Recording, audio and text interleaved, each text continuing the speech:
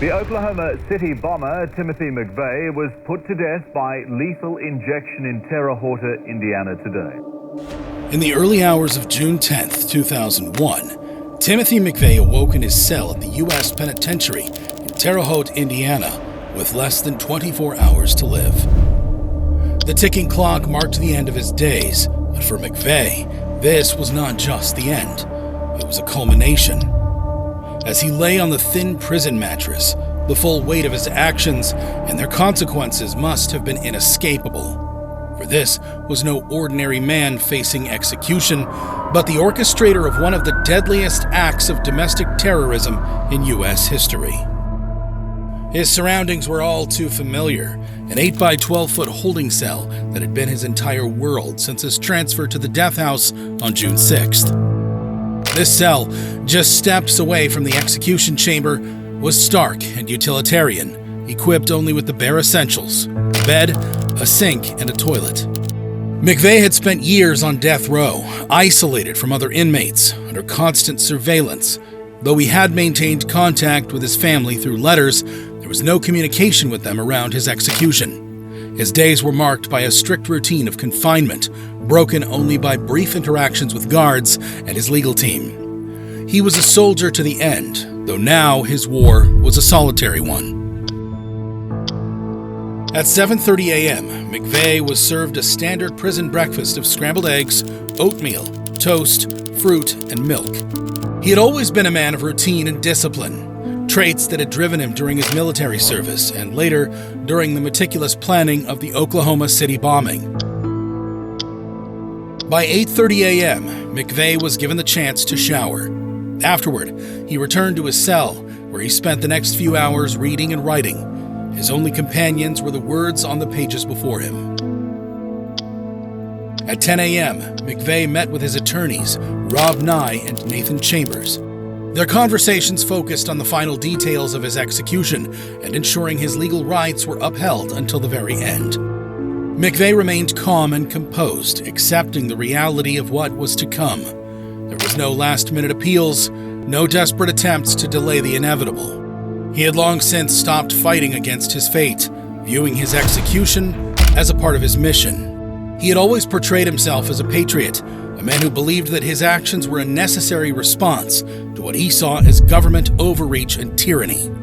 Even in his final hours, McVeigh remained resolute in his beliefs, showing no remorse for the 168 lives he had taken in the Oklahoma City bombing. For him, this was not the end, but a passage, an act of defiance against a government he had come to loathe.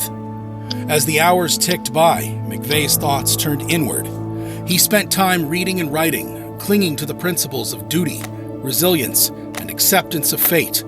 He requested only a few personal items: a dictionary, a copy of the Declaration of Independence, and the collected works of the Stoic philosopher Marcus Aurelius. These texts were a fitting final comfort for a man who saw himself as a soldier in a personal war. At 2 p.m., McVeigh received a visit from Father Charles Smith, a Catholic priest who had been his spiritual advisor during his time on death row. Although raised Catholic, McVeigh's relationship with faith had been distant and complicated. Their conversation was private, but it's likely that they discussed matters of the soul and the afterlife. McVeigh, ever the pragmatist, had once described himself as agnostic, but in these final hours, he sought some form of spiritual counsel. As evening approached, the tension around the prison grew. Outside, a media frenzy erupted, with reporters and camera crews setting up to capture the event. Crowds gathered, some in protest of the death penalty, others seeking justice for the Oklahoma City bombing victims. Inside, McVeigh prepared for his last meal. It was simple: 2 pints of mint chocolate chip ice cream. He opted for a treat that perhaps reminded him of simpler times. For McVeigh, who had once lived a life of strict discipline, this was a small indulgence before the end. There were no elaborate requests, no grand gestures, just a quiet, unremarkable end to a day that would be remembered by millions. As night fell, McVeigh lay on his bed, the cell lights dimmed. He had declined a sedative, choosing to face his execution with full awareness. For McVeigh, this was not a moment to shy away from, but one to meet head-on. Despite the looming execution, he reportedly slept for several hours, his calmness in the face of death a testament to the controlled demeanor he had maintained throughout his life. On June 11th, the day of the execution, McVeigh was awakened at 4 a.m. It was an early wake-up as part of the standard procedure to prepare him for his execution. He was allowed to shower, then dressed in a standard prison uniform, moving through the final steps of the execution protocol. These moments were solemn. The guards moved with quiet efficiency, following the protocol that had been rehearsed countless times. There was a palpable tension, a heavy silence that settled over the prison as the time drew near. By 6:45 a.m., McVeigh was escorted to the execution chamber. The walk was short, yet heavy with finality. Flanked by guards, he walked through the narrow corridors, each step bringing him closer to the end. McVeigh showed no visible signs of fear or regret. His resolve remained unbroken, as if this was just another mission to complete. In the stark, clinical environment of the execution chamber, McVeigh was strapped to the gurney, his arms and legs secured, with an intravenous line already in place. As he lay there, the witnesses began to file in, a mix of media representatives, government officials, and family members of the victims. This was the moment they had waited years for, the moment when justice would finally be served.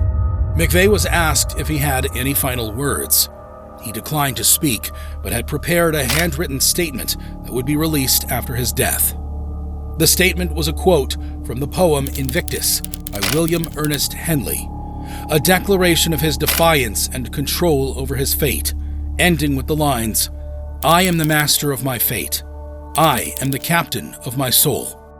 It was a fitting final message from a man who had always seen himself as a soldier in a personal war against the state. At precisely 7 a.m., the warden gave the signal to proceed. The lethal injection began.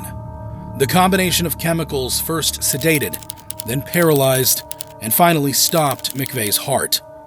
He remained silent and still as the drugs took effect. His death was confirmed on the spot by medical personnel at 7:14 a.m., officially pronouncing Timothy McVeigh dead. The execution of Timothy McVeigh marked the first federal execution in the United States since 1963, closing the final chapter on a tragedy that had left scars on the nation. Outside the prison, the reaction was immediate. Some celebrated the execution, seeing it as the justice they had long sought for the lives lost in Oklahoma City. Others reflected on the tragedy of it all, the lives destroyed by McVeigh's actions and the life that had now been taken in return. McVeigh's body was cremated, and his ashes were scattered at an undisclosed location.